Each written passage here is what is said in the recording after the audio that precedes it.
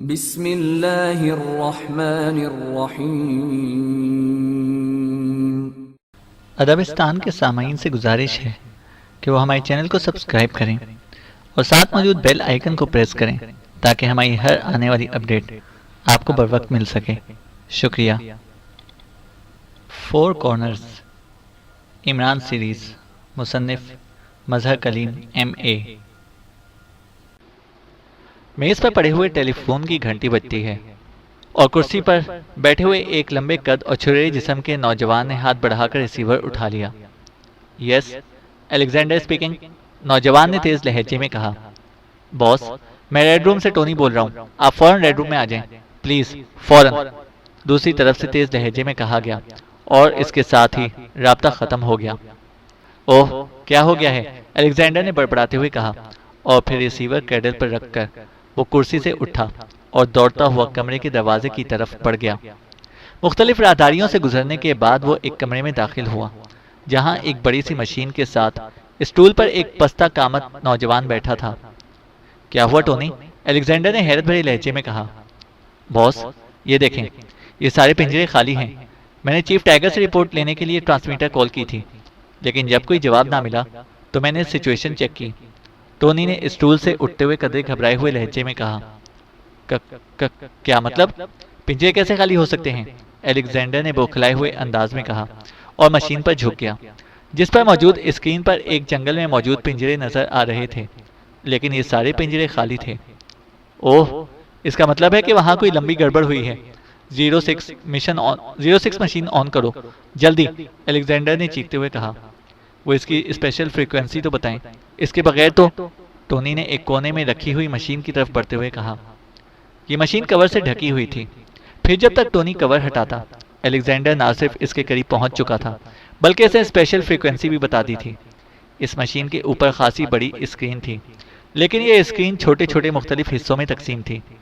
Tony के हाथ इंतहाई तेज रफ्तारी से मशीन की नॉबों पर चलने लगे।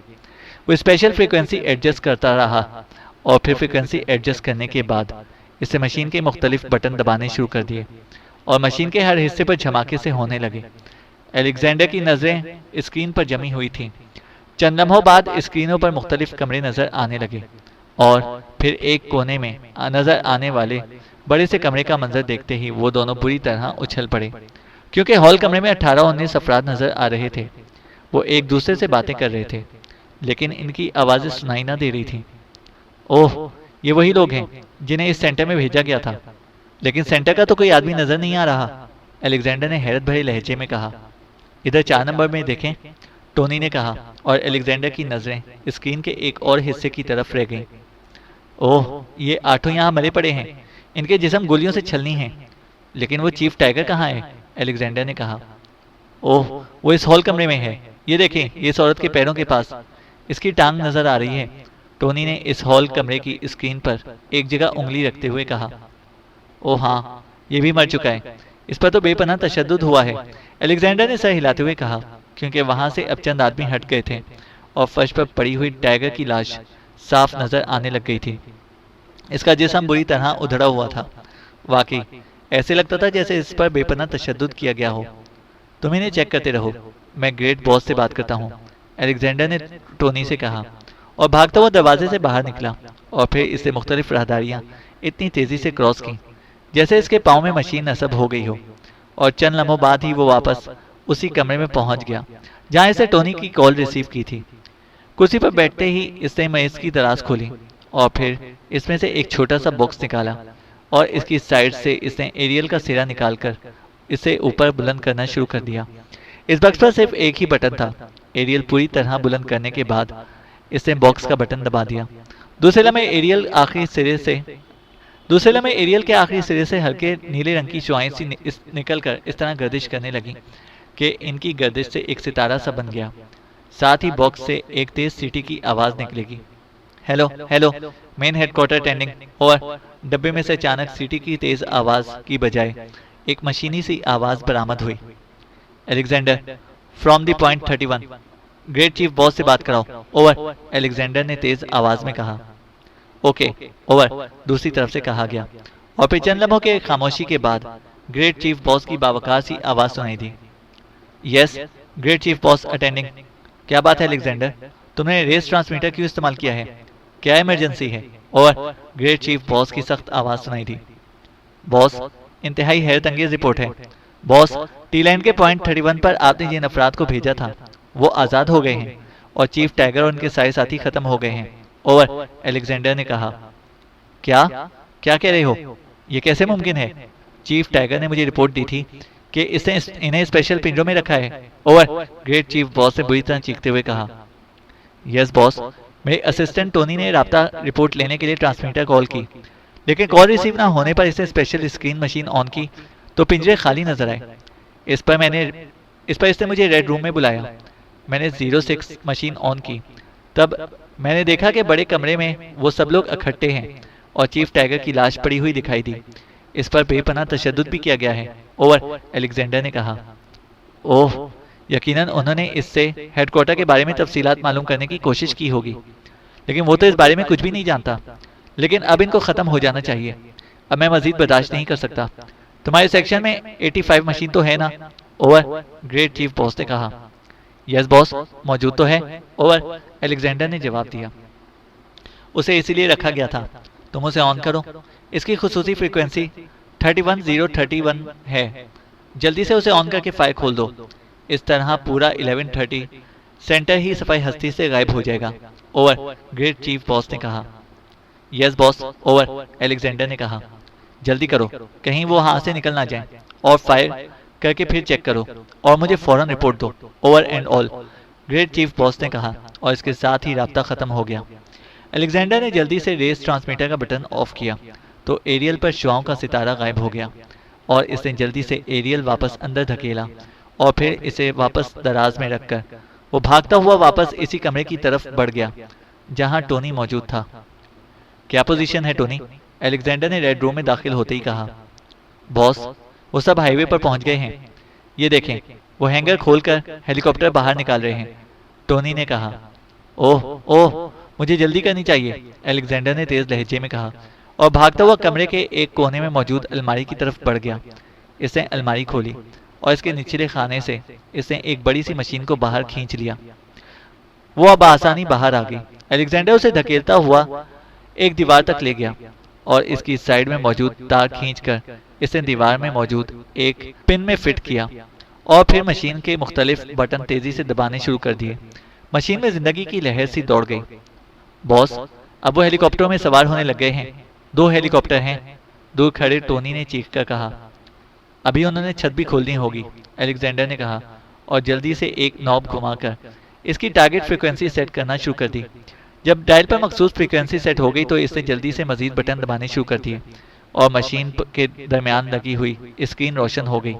इस पर एक बड़े जंगल का मंजर नजर आने लग गया था जिसके दरमियान एक खाली कित्ता था। 1130 सेंटर इस खाली जगह के नीचे जेर जमीन वाक़ था। अलेक्जेंडर ने तेजी से मशीन के नीचे मौजूद एक सुर्ख रंग का बटन दबाया तो मशीन यकलख्त बंद हो गई और साथ ही स्क्रीन भी तारीक हो गई। इसका मतलब था कि फायर मुकम्मल हो चुका है। अलेक्जेंडर दौड़ता हुआ अब टोनी की तरफ गया। वो छत खोल रहे हैं बॉस, और हेलीकॉप्टर स्टार्ट हो गए हैं। इनके पर घूम रहे हैं, टोनी ने कहा। फिक्र ना करो, अभी सब ढेर हो जाएंगे।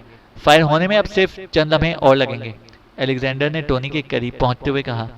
इसके लबों पर मुस्कुराहट तय गई थी और अब वो भी स्क्रीन पर नजर आने वाला मंजर देख रहा था। छत अब खुल चुकी थी और दोनों हेलीकॉप्टरों के पंखों की गर्दिश में खासी तेजी आ गई थी। वो किसी भी लम्हे उड़ने के लिए तैयार थे। ये फायर क्यों नहीं हो रहा? अलेक्जेंडर ने हॉर्न भेजते हुए कहा। लेकिन इससे पहले कि इसका फिक्रा मुकम्मल होता, अचानक इर्द गिर्द की दीवारें फिजा में उड़ती दिखाई दी और इसके साथ ही स्क्रीन पर गहरे गर्दो गुबार के बादल छा गए। वो मारा, बड़े वक्त पर फायर हुआ है, अलेक्जेंडर ने खुशी से उछलते हुए कहा और इसके साथ ही खड़े हुए टोनी ने भी मुस्कुराते हुए तायद में सर हिला दिया। गर्दो गुबार के बादल छटने का नाम ही ना ले रहे थे और वो दोनों इस तरह आंखें फाड़ फाड़ कर स्क्रीन को देख रहे थे जैसे इसके गर्दो गुबार की दबेज चादर के पार देखने की कोशिश कर रहे हों। फिर चंद मिनट बाद गर्दो गुबार में धुंधलाया हुआ मंजर वाज़ेह तौर पर नजर आया और उन्होंने देखा ये दोनों हेलीकॉप्टर वहीं मौजूद थे। वो आधे से ज्यादा मलबे में दफन हो चुके थे। इनके पर टूट कर बिखर गए थे और इस ढेर में से लाशों के सर और जिस्म के दूसरे हिस्से कुछ कुछ निकले हुए नजर आ रहे थे। सब खत्म हो गए, अब मुझे रिपोर्ट देनी होगी, अलेक्जेंडर ने कहा और बैरोनी दरवाजे की तरफ बढ़ा। बॉस, ग्रेट बॉस को रिपोर्ट देने जा रहे हैं? टोनी ने पूछा। हाँ, क्यों? अलेक्जेंडर ने रुककर हैरत भरे लहजे में पूछा। बॉस, मुझे इस ढेर में हरकत सी महसूस हो रही है। मेरे ख्याल में कुछ लोग अभी मरे नहीं हैं, बल्कि जख्मी होंगे। इसलिए ये बेहतर नहीं कि आप हेलीकॉप्टर पर जाकर वहां खुद सारी पोजीशन को चेक करें, और अगर कोई बच गया हो तो उसे गोली मार दें। इसके बाद ग्रेट बॉस को हतमी रिपोर्ट दी जाए, वरना बाद में रिपोर्ट में जरा भी गड़बड़ हुई तो ग्रेट बॉस की तबीयत तो आप जानते ही हैं, टोनी ने कहा। ओह, वाकई तुम ठीक कह रहे हो। वाकई मुझे खुद वहां जाकर चेक करना चाहिए। तुम यहाँ मशीन पर इन्हें चेक करो, मैं जाता हूँ, अलेक्जेंडर ने सर हिलाते हुए कहा। अब मशीन पर क्या चेक करना है? मैं आपके साथ ही चलता हूँ, शायद एक की बजाय दो की जरूरत पड़ जाए, टोनी ने कहा। ठीक है, आओ, अलेक्जेंडर ने कहा और फिर तेजी से दरवाजे की तरफ मुड़ गया। अब यहाँ से निकलकर आपका क्या प्रोग्राम होगा, कर्नल? इमरान ने कर्नल फरीदी से मुखातिब होकर कहा।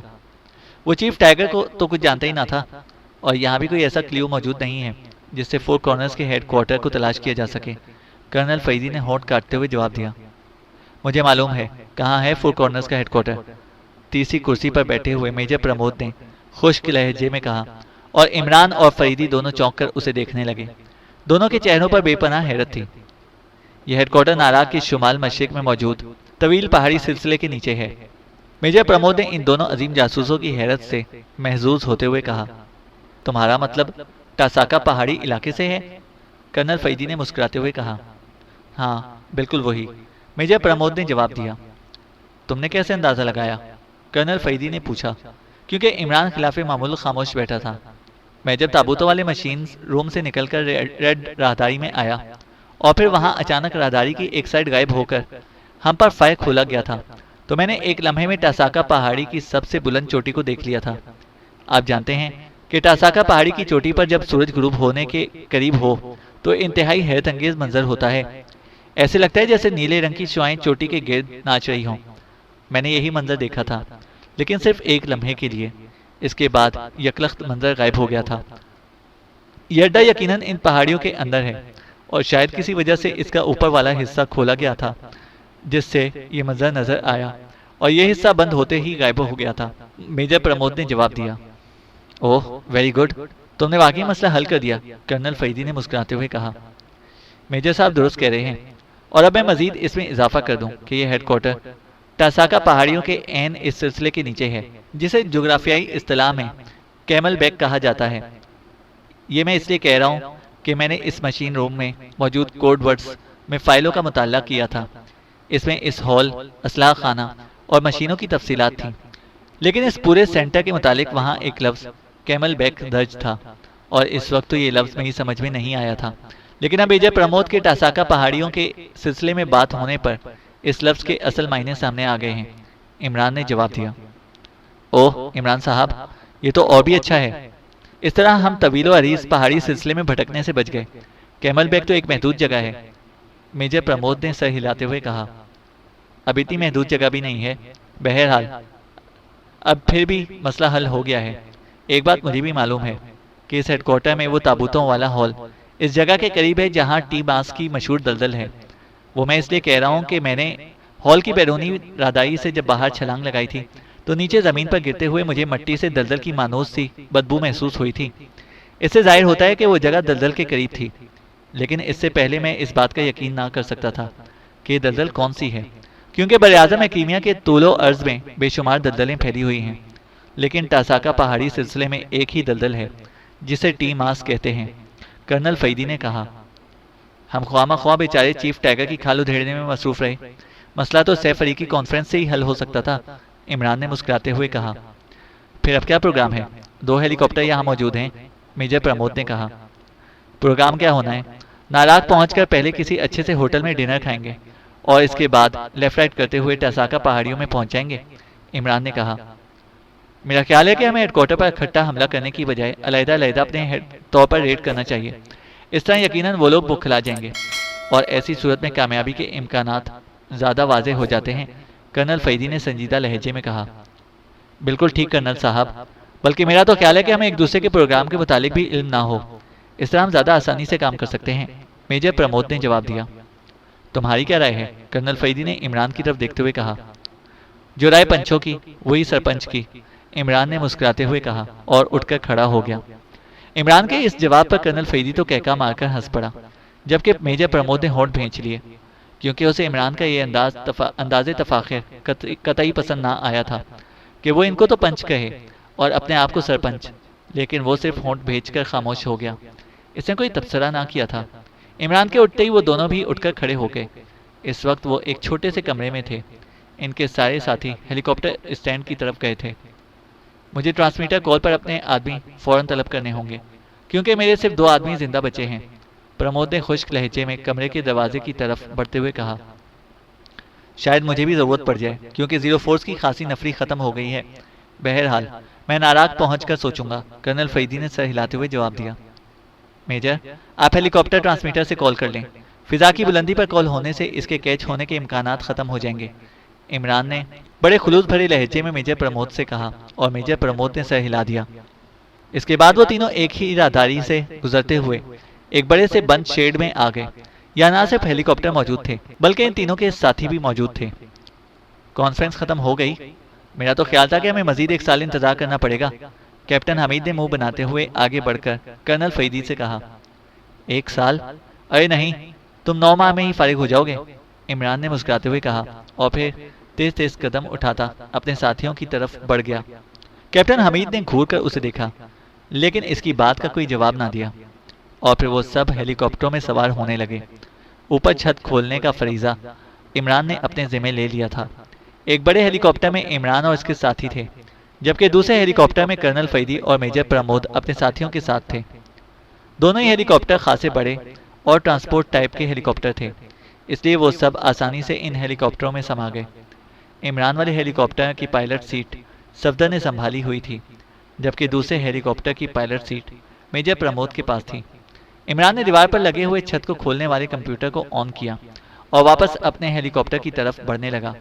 हेलीकॉप्टर के पास पहुंचकर वो अभी उछलकर ऊपर चढ़ने ही लगा था कि यकलख्त एक खौफनाक और कान फाड़ देने वाला धमाका हुआ, और इसके साथ ही उसे यूं महसूस हुआ जैसे पूरा कुराए अर्ज ही उलटकर उसके सर के ऊपर आ गिरा हो, और इसके जिस्म में दर्द की एक तेज लहर आसमानी बिजली की तरह दौड़ी और फिर इसके जहन पर तारीकी सी छा गई। इमरान, इमरान, तुम होश में आ रहे हो? कर्नल फरीदी की आवाज उसके कानों में यूं पड़ी जैसे कर्नल फरीदी किसी इंतहाई गहरे कुएं से बोल रहा हो। इमरान, इमरान, तुम होश में आ रहे हो? तुम्हारा जहन अब जागने लग गया है, तुम होश में आ रहे हो? कर्नल फरीदी की आवाज अब मुसलसल सुनाई देने लगी थी, लेकिन इमरान को महसूस हुआ कि अब जैसे वो नजदीक से आ रही हो। तुम होश में आ रहे हो? तुम्हारा जहन जाग रहा है, तुम होश में आ रहे हो? कर्नल फरीदी की आवाज अब उसे बिल्कुल करीब सुनाई दी, और इसके साथ ही इसकी आंखें एक झटके से खुल गईं, और इसके साथ ही इसके हलक से खुद ब खुद एक कराह सी निकल गई। ओह, खुदा का शुक्र है मसमेरिज्म के पासेस काम कर गए, वरना शायद तुम्हें होश कभी ना आता, कर्नल फरीदी ने इत्मीनान भरे अंदाज में तवील सांस लेते हुए कहा। ओह कर्नल साहब, वो धमाका, इमरान ने उठने की कोशिश करते हुए कहा। अब इसके कानों में इस खौफनाक धमाके की बाजगश्त सुनाई देने लगी थी। तुम जख्मी हो, इसलिए आराम से लेटे रहो। तुम्हारे सर पर शदीद चोट लगी है, मैंने तुम्हारे सर की ड्रेसिंग कर दी है। तुम्हारे साथी भी जख्मी हैं, लेकिन फिक्र की कोई बात नहीं, कर्नल फरीदी ने मुस्कुराते हुए कहा। ओह ओह, ये क्या हुआ था? इमरान ने होंठ भेजते हुए कहा। उसे अब भी यही महसूस हो रहा था कि इसके सर में मुसलसल धमाके हो रहे हैं। उसे बात करने में भी खासी मुश्किल पेश आ रही थी, और फिर इसने देखा था कि कर्नल फरीदी की अपनी हालत भी खासी खराब हो रही थी। इसके एक बाजू पर पट्टी बंधी हुई थी और इसका पूरा जिस्म मट्टी से अटा हुआ था। सेंटर का वो हिस्सा उड़ाया गया था जिसमें हेलीकॉप्टर शेड था। शुक्र है कि ऊपर से छत गायब थी, वरना तो शायद ऊपर का मलबा हेलीकॉप्टरों पर गिरता तो हम सब अंदर ही बुरी तरह पिचक जाते। इस धमाके से साइडों की दीवारों का मलबा उड़कर हेलीकॉप्टरों पर गिरा, और फिर जो साथी खिड़कियों के पास थे वो धमाके से बाहर जा गिरे और इन पर मलबा आ गया। तुम वैसे ही बाहर थे, इसलिए मलबे में काफी गहराई में दब गए थे।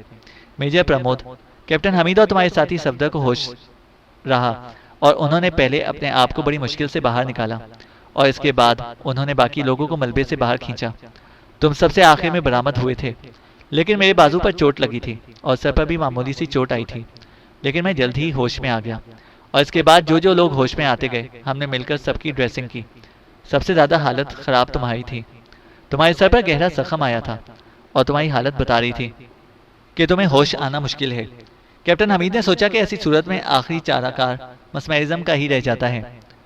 चुनाचा इसने कोशिश की है और फिर मैंने पासेस देने शुरू कर दिए और खुदा का शुक्र है कि तुम वाकई होश में आ गए। कर्नल फरीदी ने इसका बाजू थपकते हुए कहा।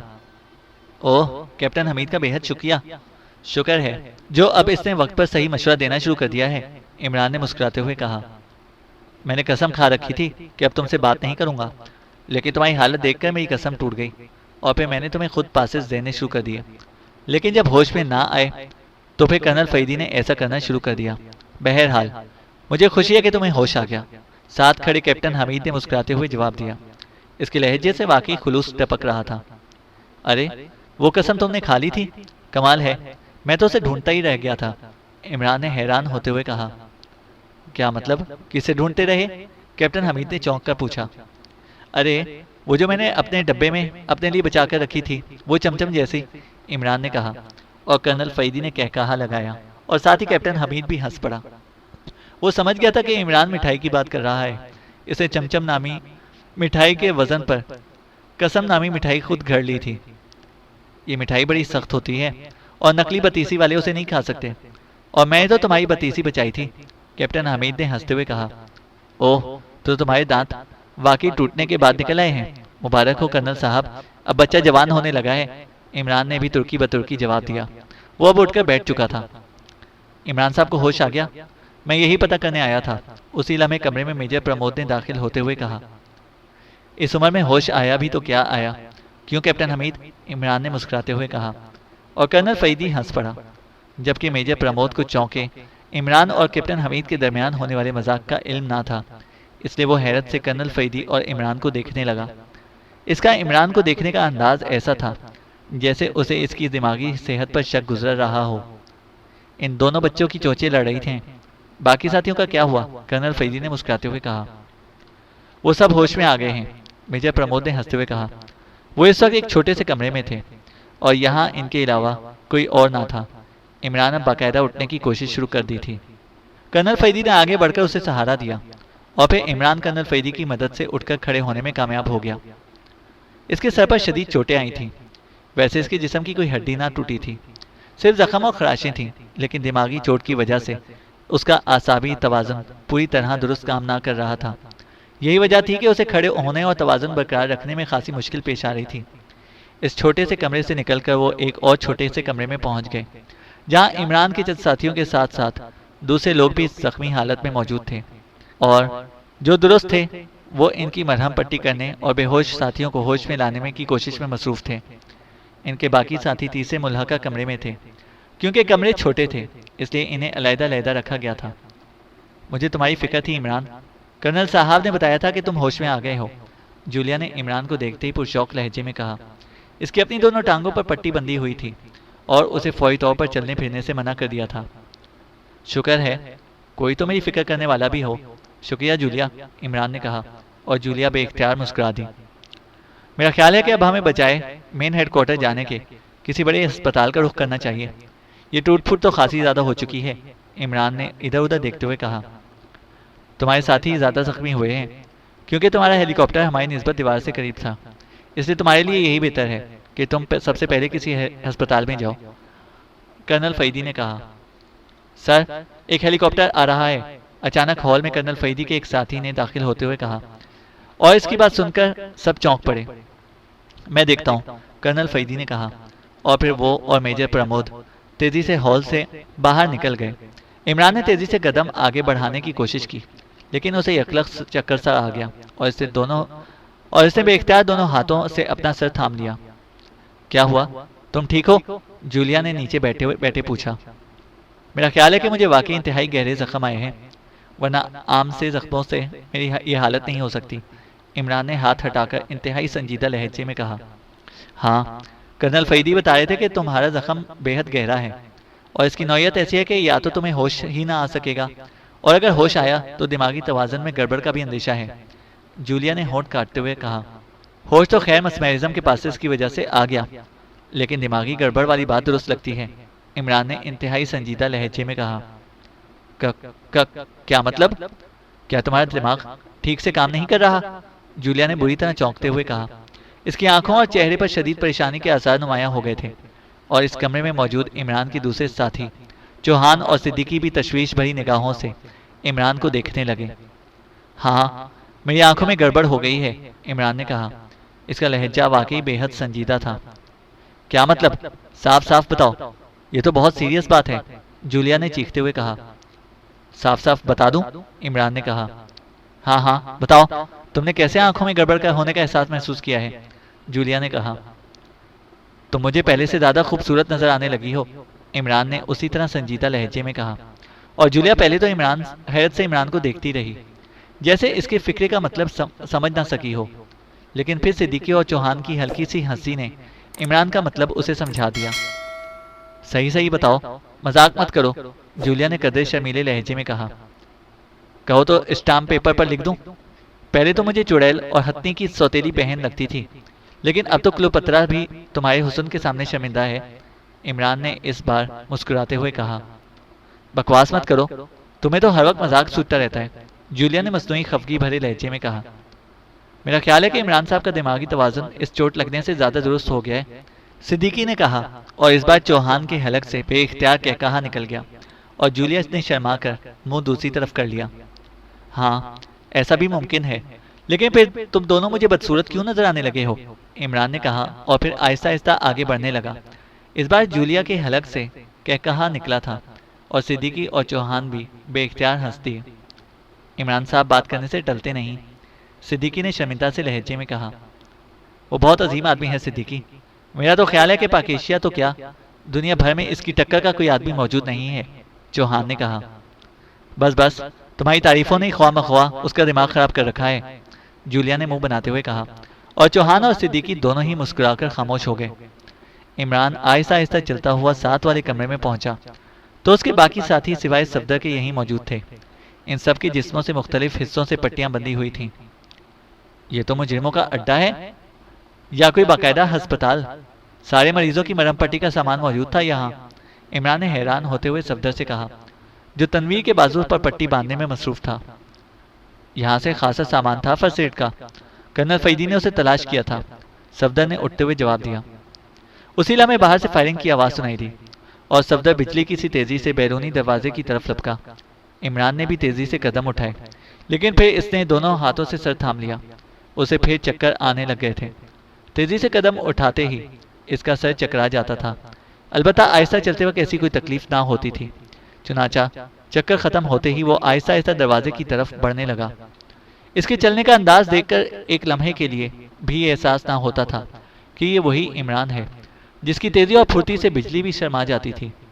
इमरान के साथी अफसोस भरे अंदाज में इमरान को इस तरह चलता हुआ देख रहे थे। इनके होंठ भींचे हुए थे, जैसे वो किसी बहुत बड़े सानहे को बर्दाश्त करने की कोशिश कर रहे हों। और इमरान की ये बदली हुई हालत वाकई एक अजीम सानहे से कम ना थी। चैनल को सब्सक्राइब करें और बेल आइकन को प्रेस करें ताकि हमारी हर अपडेट आपको बर वक्त मिल सके।